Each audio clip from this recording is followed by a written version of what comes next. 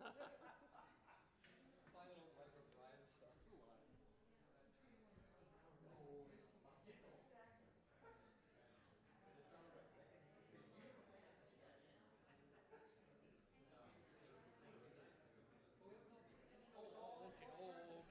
got it.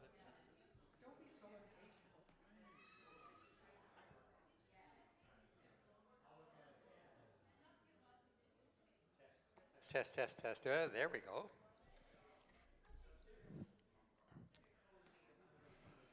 Here we go, we're on. We are on. That's right. Action.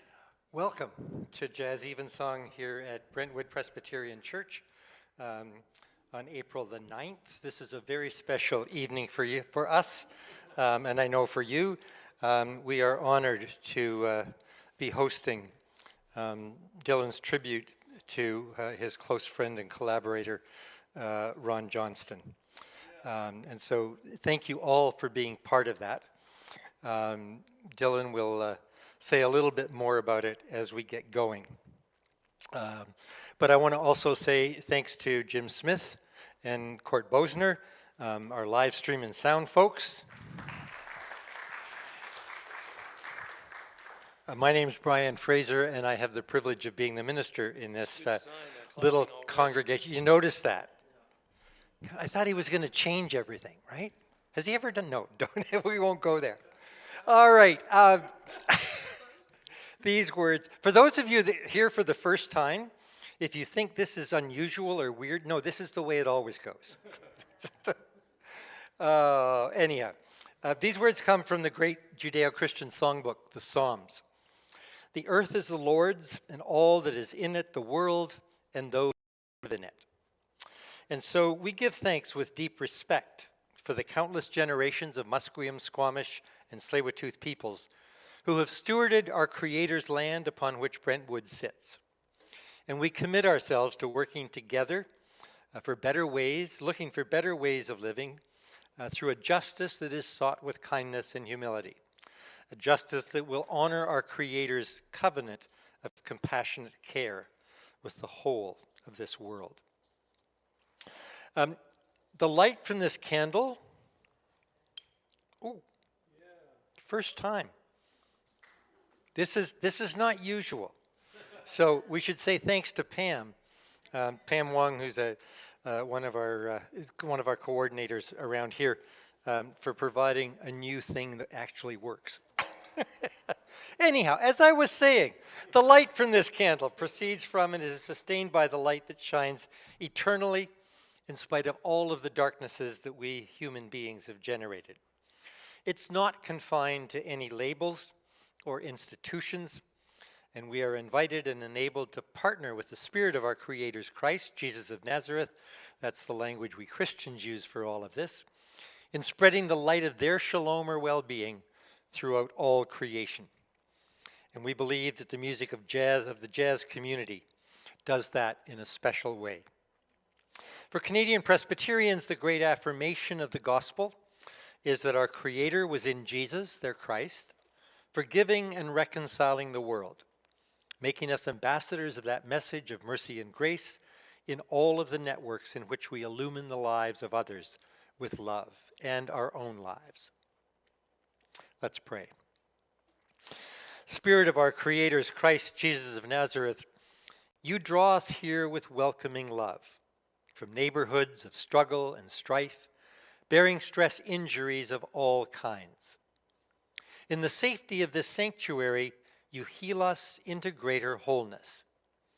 In this time, in this place, at this point in our lives, inspire and equip us to be faithful, wise, and effective ambassadors of your forgiving and reconciling love.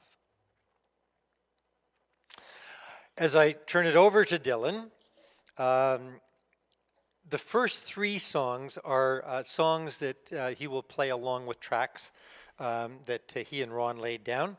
But these are the three that he begins every day with in his rehearsals, in his life. So he wanted to play them without any announcement other than that, the one you just heard. Dylan Cramer. Thank you.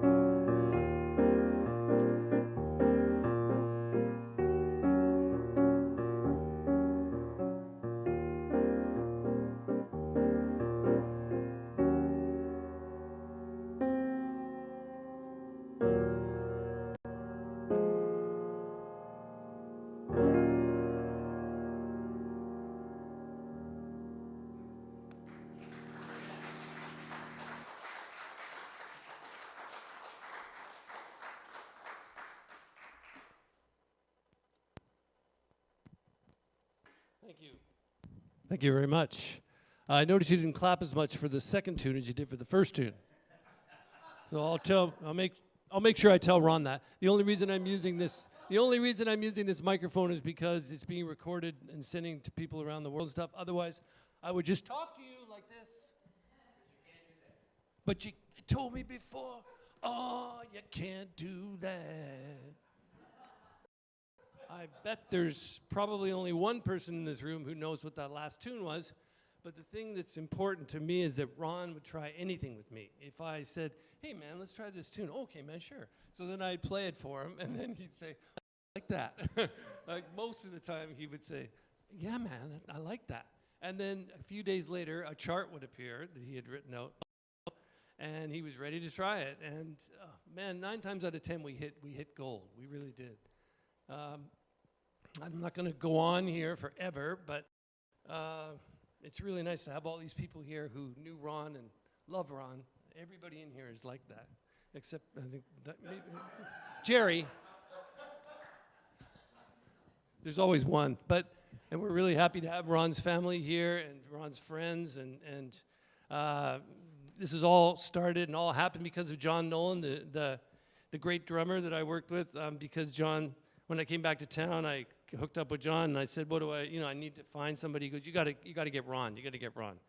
Ron knows Ron is the best." So I hope that doesn't upset all the other piano players in Vancouver. You'll never work again, bro. But yeah, and Ron, it turned out that we just had really nice chemistry together. And so anyway, the next tune we're going to do is, anyone who knew Ron in the early 2000s knew that he was obsessed with this tune, the theme from MASH, Suicide is Painless.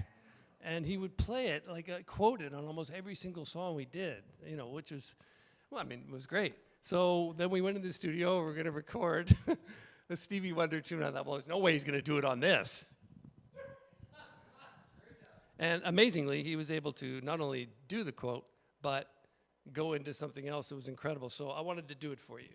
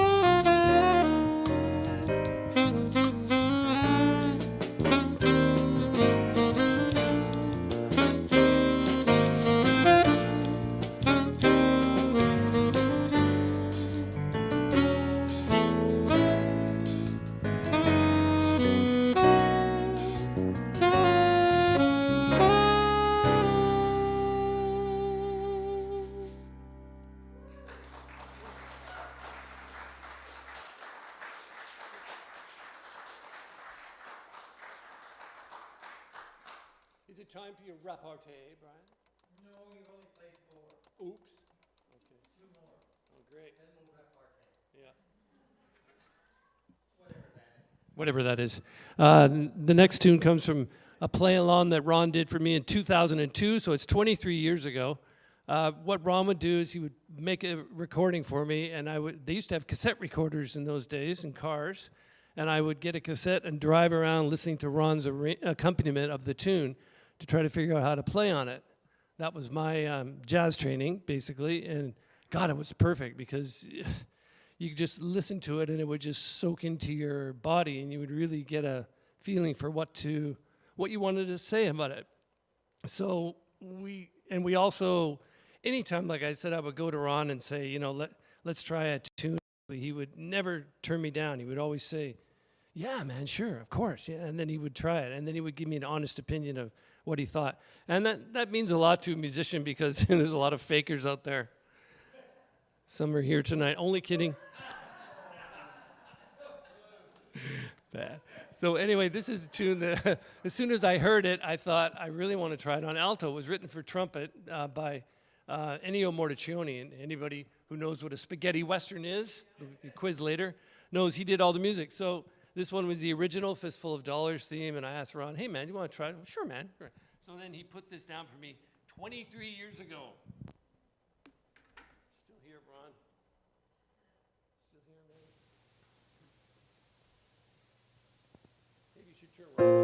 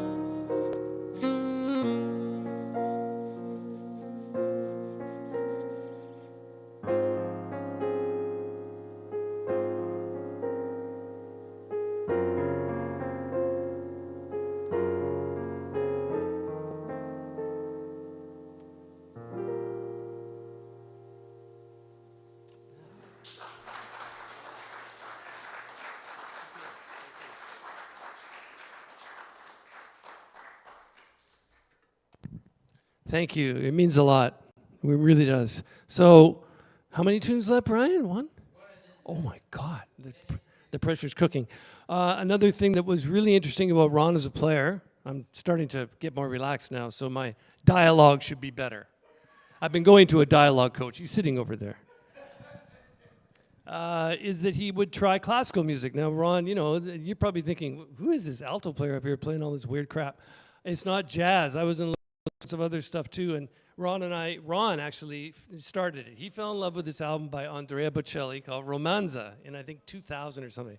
Man, you got to hear this album. It's incredible. You got to hear it. We got to do a tune. We got to do a couple tunes in there, man. Like Caruso, we got to do that. And I said, okay, sure. So he wrote a chart. We started playing it, and we recorded it. And another one was H.E.O., which is a beautiful song that Bocelli sang when he wasn't playing chess or riding his horse. Pretty good for a blind guy. But anyway, this is a really nice version of it. And this was another one of these early 2002 recordings Ron did for me and really helped me when I actually recorded the tune. H.E.O. He was a great classical player, Ron. He was, you wouldn't even know it because everyone called jazz tunes, but he really loved to try different genres, and he was never afraid to try them. And sometimes it wouldn't work, and I'd say, yeah, I don't like that one. I'd say, oh, okay, man. But for the most part, if he liked it, he'd say, oh, that's great. And then we took it on, and Ron was the kind of guy like me who liked to play songs over and over again because it just, I said, do you like playing new stuff? No, not really, man. I'd rather just, play this because get to know it better, And he was so loyal and sincere about the music. He really cared about the music. One more thing about Ron. He would make anybody sound better. I mean, he was incredible. And for me, it was like a magic carpet ride for sure. I mean, he was easily the best musician I've ever worked with just because of the way he made me feel with his feels and his time. And one of the most important things, nuance. Now, most musicians, they just crank it up and they play as loud as possible, so they figure that didn't work. Ron's not like that. Ron put little accents in and crescendos, decrescendos, all the stuff that makes you an artist and makes you get to the highest level possible. I remember when I made my first album with Ron, it was the first album I ever made. I was a late bloomer. I didn't make my first one until I was 39. And Ron was like 55. And people said to me, you made an album with Ron Johnston? You? Because I was a nobody and everything. But the thing is, it was like a huge accomplishment just to work with him. And I thank John from the bottom of my heart for that. The check's in the mail. Because it really made a difference. It really made a difference for me. Ron was responsible for my entire career, really. I mean, as far as recording, and it was 28 years, and man, every day. So here we go, H.E.O.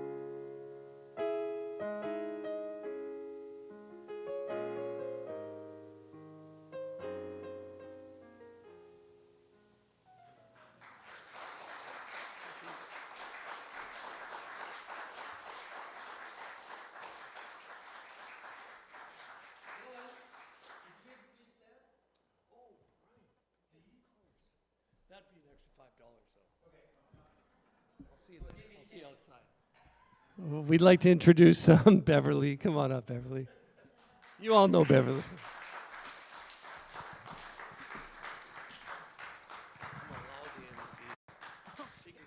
All right, okay. Well, first off, thank you, Dylan, for this beautiful creation. Can you hear? Closer to you. Oh, okay. Yeah. For your dear friend and for all of us who love Ron. And I know he's saying right now, hey, I'm not gone anywhere.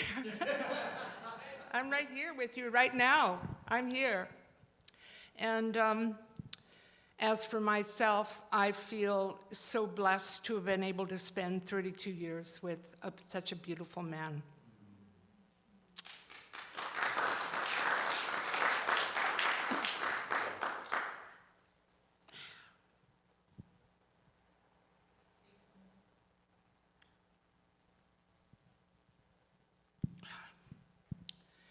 So I learned more from Ron about love, forgiveness, grace, humility, humor, and creativity than anyone in my life. And no matter the occasion, Ron was always there for me, offering support. So, thank you, Ron. Sorry. Yeah. Thank you, Ron, for our beautiful life together. And thank you for gracing us all with your remarkable talent, your music. Thank you. Yeah. And you are eternal, immortal, and everlasting, and I love you forever. Thank you. Yeah.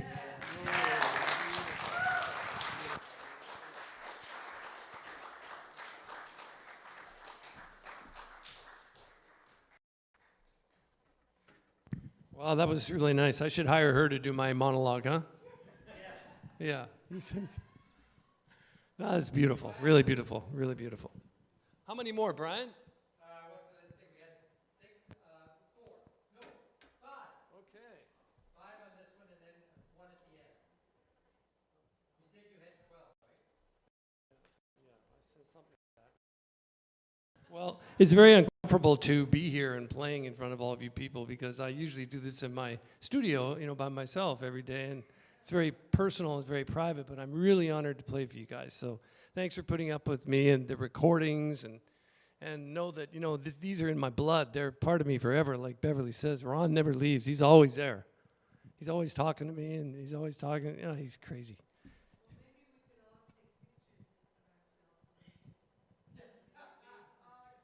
What are we going to do with the pictures? Sorry?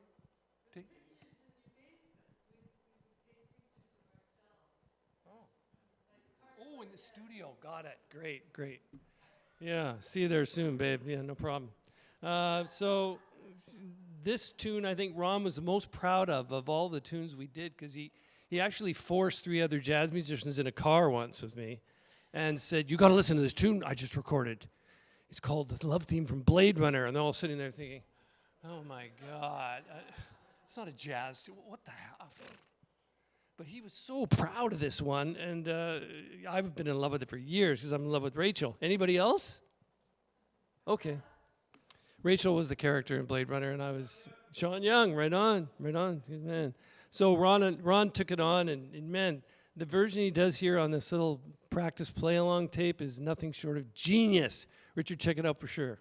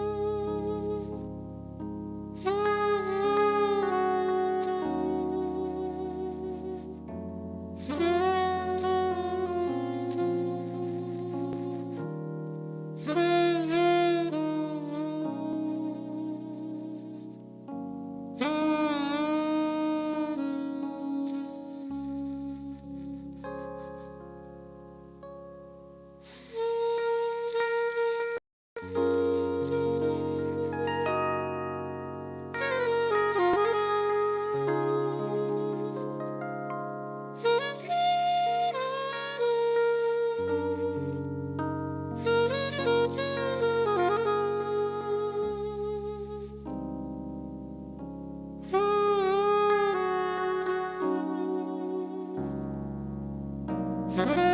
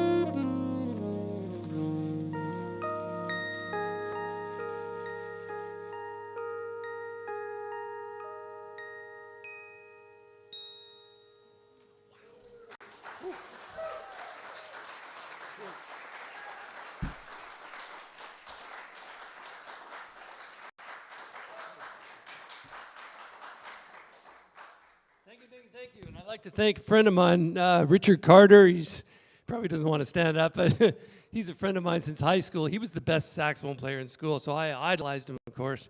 And then he became a very famous lawyer, and I went to LA to study saxophone. When I came back in 1988, Richard found me somehow. We've been taking lessons together since 1988. That's a long time, Rich. Yeah, but the thing about Rich, that one of the things that's so great about Rich was he was mad for Ron, like I was. And so we came up with the idea, maybe we could get Ron to do some play-alongs for us. So Richard generously contributed the funds so we could get Ron to do over 150 play-alongs for our students and Rich.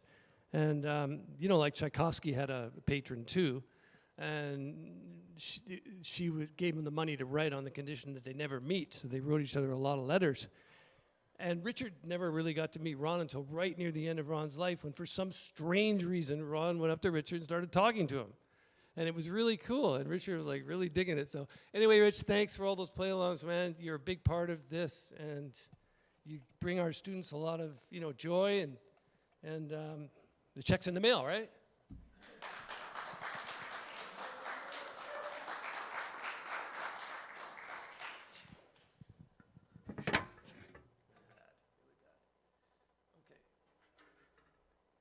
This is one that Ron did in his apartment, his last apartment that he lived in, and it was really fun because the Sky Train was right behind, right? And every once in a while when he was playing, you hear this wow going through there.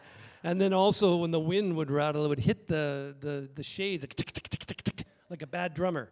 So sometimes I had to get rid of the recordings, but this was one that I was just really wanted to do with Ron. I said, can we try this tune? Oh, sure, man. So he had this little electric piano in his apartment, and he goes, let's try this. How does this sound? And this is what he came up with. It's incredible. Enjoy it.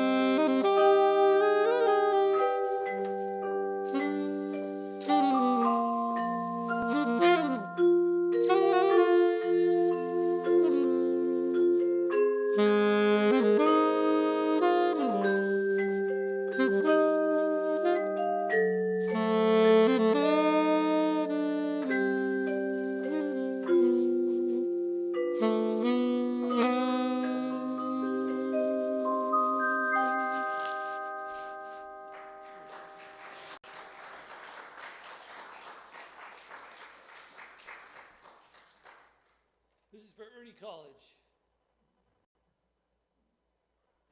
Come on, do it.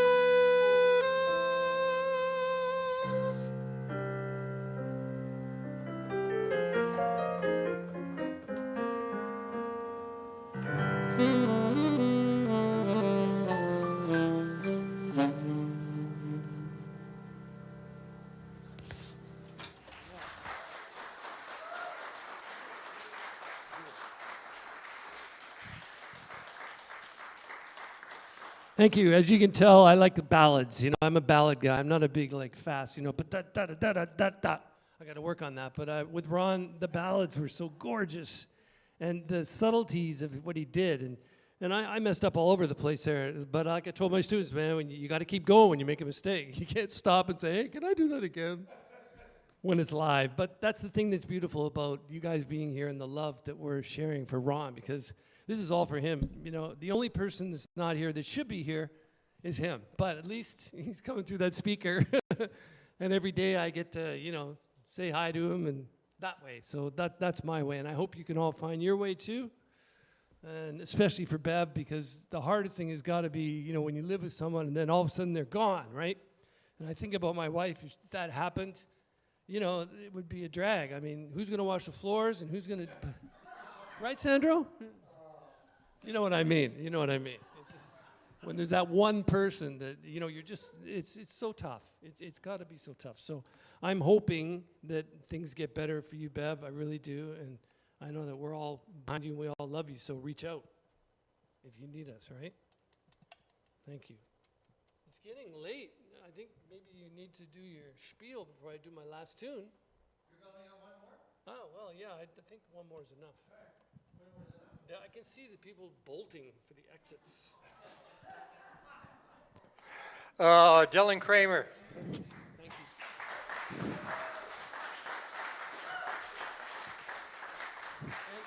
you. Full vibe of Ron Johnston. Yeah. Great to have you back in the house, man. Beverly, thank you so much for that eloquent tribute. Yeah. It's an honor to have you here. So this has been a wonderful, wonderful evening. And we're not quite finished yet. You got to put up with a bit of my blah, blah, blahing, and then we'll get another... And then my blah, blah, blah. Well, and Ron. Right? You can't do it on your own. You got to, yeah. But I want to say a special thanks to Jim and to Court especially, for putting together the sound tonight. And it really is an honor for all of us here at Brentwood to be able to host this tribute to an amazing, amazing musician. So thank you. If you didn't see it on the way in, on the way out, I would draw your attention to a little brown bucket. It's called the thanks bucket. Fine old New Orleans tradition. You could put money in there to help us support the musicians. If for some strange reason, this happens from time to time, you put money in the wine jar on the other side of the aisle that you meant to put in for the musicians, you can take it out of the wine jar and put it into the thanks bucket. There is a new ceramic object beyond the thanks bucket. It's now called the underwear pot. So for years and years and years, we had a foot that was potted by Bob Kingsmill, the fellow who did the mural at the front of the church. Wonderful ceramicist and potter. And about a month ago, I got an email from Bob. They live up in Vernon now. He was one of the original artisans down on Granville Island, and the pottery is still there. And he said, I've made a pot for the underwear.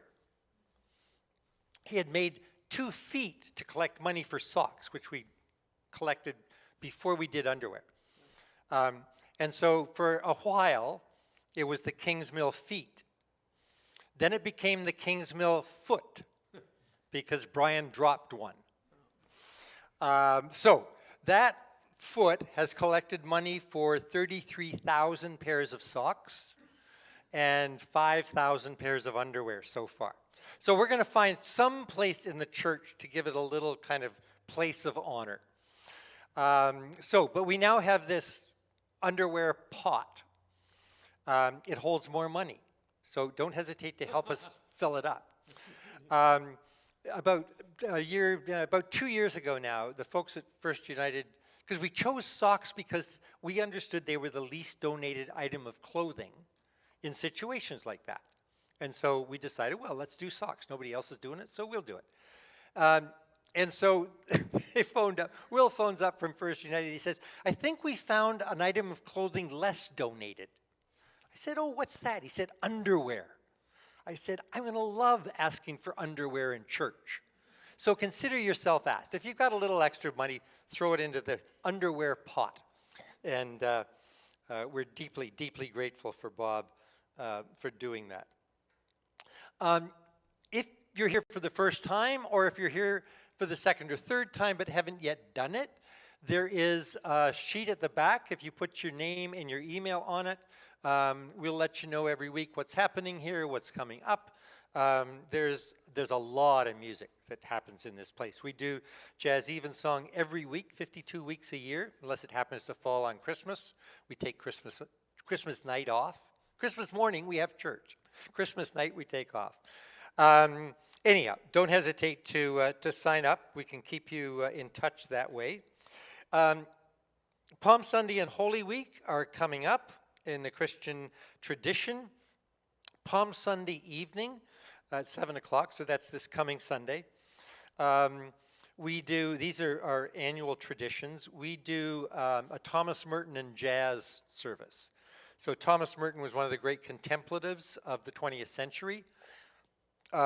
He was also an amazing poet and a jazz fan. And so he used to leave Gethsemane, the monastery, and he'd go into Louisville and he'd go to the jazz clubs and loved it. So Quintessential Jazz, it's a group that practices here. They come and do the jazz. Quintessential Jazz was put together by a guy by the name of Jerry Tykrop. Jerry's sister is a woman by the name of Lynn Szabo.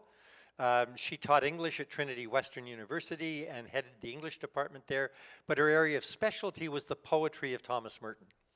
And so she's no longer able to join us and participate in the service as she did at the beginning of this tradition. So I'll be reading the poems that she has chosen. So it's a wonderful evening. Starts at 7 o'clock. You're most welcome to come to that. Next Wednesday for Jazz Evensong, this is another annual tradition. Miles Black, Dave Robbins, and Russ Botten come and play Oscar Peterson's Easter Suite. So the ITV in England commissioned this in 1954. There is a black and white YouTube video of it. If you do Oscar Peterson's Easter Suite, you'll see him perform. He never recorded it.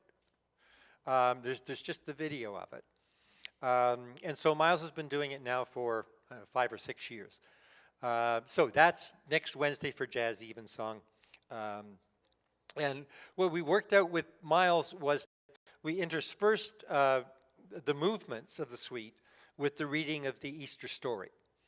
And this year we'll be reading the Easter story from the First Nations version of the New Testament. It's a new indigenous translation or kind of paraphrased translation of the New Testament. So that'll add an interesting twist to it. Email sheet. Right, okay. Flowing from this evening of musicking, we realize more deeply that we are blessed as the Spirit's hospitality embraces us. Flowing from this evening of musicking, we realize more deeply that we are blessed as the Christ's hope inspires us. And flowing from this evening of musicking, we realize more deeply that we are blessed as the Spirit's energy revives our power to seek justice and peace with kindness and humility. So let us go forth then, inspired by the provocations of this musicking, to take the vibe of the Spirit of our Creator's Christ, Jesus of Nazareth, into all of our networks. Again, thank you, Dylan. Thank you, Ron. Thank you, everyone, for coming. And we'll have one last piece. Okay. Thank you, Brian.